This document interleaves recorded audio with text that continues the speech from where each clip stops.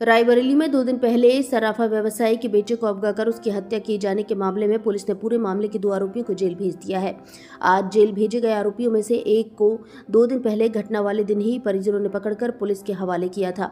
मामला ऊंचाहार थाना इलाके के कस्बे का है। यहाँ मुख्य बाजार में मां ज्वेलर्स के नाम से संचालित अपनी दुकान पर 20 वर्षीय शोभित कौशल साफ सफाई कर रहा था, तभी उसका पूर्व परिचित धर्मेंद्र पासी वहां पहुंचा था। धर्मेंद्र पासी ने शोभित से कहा था कि कहीं से ऑर्डर मिलने वाला है, इसलिए वह साथ चलकर डिजाइन वगैरह समझ ले। शोभित ने दुकान खुली छोड़ी और धर्मेंद्र को अपनी बुलेट बाइक से लेकर प्रतापगढ़ बॉर्डर स्थित सरपतहा पुल के पास पहुंच गया।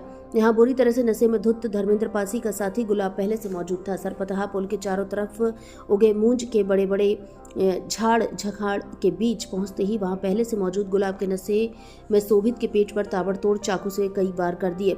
शोभित जब चीखने लगा तो गुलाब ने उसका गला रेत दिया ताकि वह चीख न सके। यहाँ सबको झाड़ियों के बीच ही छोड़कर गुलाब अपने घर चला गया, जबकि धर्मेंद्र ने शोभित की जेब से दुकान में रखी तिजोरी की चाबी निकाली और खून लगी टी शर्ट को बदलकर उसी की बुलेट से वापस मां ज्वेलर्स पहुंच गया। यहाँ लूट के इरादे से धर्मेंद्र दुकान में रखी तिजोरी को खोल ही रहा था, तभी शोभित के पिता राजेश कौशल पहुंच गए। उन्होंने उसे चोर समझकर दुकान में ही शटर गिराकर बंद किया और आसपास के व्यापारियों को बुला लिया। इस बीच शोभित वहां ना पाकर पूछताछ की तो उसने बताया कि वह मेरे साथ गया था और मेरे मित्र के कब्जे में है। व्यापारियों ने शोभित को पुलिस के हवाले करते हुए शोभित को जल्द से जल्द खोजने की गुहार लगाई। चूंकि उसी दिन ऊंचाहार में तैनात एक सिपाही ने फांसी लगा ली थी, लिहाजा पुलिस ने धर्मेंद्र पासी को लॉकअप में डालकर उस मामले में त्वरित कार्रवाई नहीं की। शाम होते होते व्यापारियों का दबाव बढ़ा तो पुलिस थोड़ी सक्रिय हुई, लेकिन शोभित को नहीं खोज सकी। सुबह सीओ डलमऊ अरुण लोहार थाने में पहुंचे तो शोभित को ढूंढने के काम तेजी आई और कुछ देर की पूछताछ में धर्मेंद्र ने कबूल किया कि शोभित हत्या कर उसका शव सरपतहा पुल के नीचे फेंक दिया है। पुलिस ने शोभित का शव बरामद किया तो परिजनों समेत व्यापारी आक्रोशित हो गए।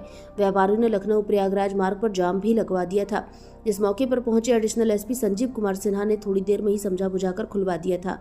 बाद में पुलिस ने दूसरे आरोपी गुलाब को भी आला कत्ल के साथ गिरफ्तार कर लिया था। भारत संवाद से द्विवेदी की रिपोर्ट। ऐसा किया गया है, क्या है पूरा मामला? 18 तारीख को ऊंचाहार थाना क्षेत्र के जो एक मां ज्वेलर्स में है, वहाँ पे जो व्यापारी है, सराफा व्यापारी है, उनके अपहरण की सूचना उनके पिताजी ने दिया कि एक व्यक्ति आया दुकान पे और किसी ऑर्डर लिए जाने के नाम पे उनके साथ कहीं चला गया है और वापस जो है जिस व्यक्ति के साथ गया था, धर्मेंद्र नाम के व्यक्ति, वो दुकान में उन्हीं की बुलेट को लेकर के आता है और लॉकर खोलने का प्रयास करता है। इतने में उनके पिताजी आए और शटर बंद करके वो पुलिस को सूचना दी। पुलिस तत्काल मौके पर पहुंच करके धर्मेंद्र को पुलिस हिरासत में लिया, उससे कड़ी पूछताछ की गई तो उसके साथी एक गुलाब नामक साथी प्रकाश में आया। बाद में लेट नाइट तो हम लोगों ने उसके साथी को गिरफ्तार किया। गिरफ्तारी करने के बाद उनकी निशानदेही पर हम लोगों ने शव बरामद की सरपतहा के जंगल के पास। सरपतहा जो है पुलिया जो है प्रतापगढ़ बॉर्डर के पास, और इसको जो हम लोगों ने खुलासा किया है, घटनाक्रम इस प्रकार है कि जो अभियुक्त है धर्मेंद्र, वो रेहन पर गहने कुछ रखा था 2 से 3 महीने के बाद।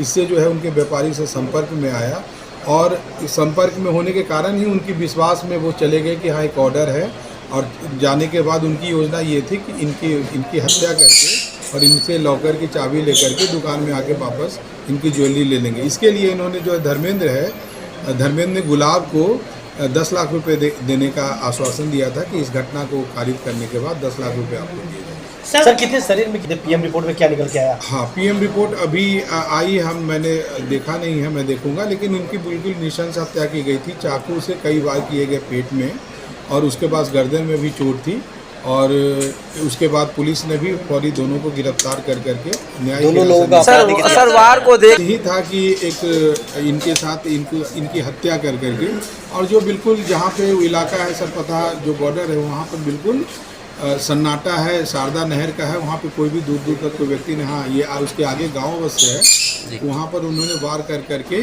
और उसकी हत्या। सर एक आखिरी सवाल हमारा, ये बिल्कुल तत्परता से जो है धर्मेंद्र से कड़ाई से पूछताछ की। कड़ाई से पूछताछ के बाद जो उनके साथी है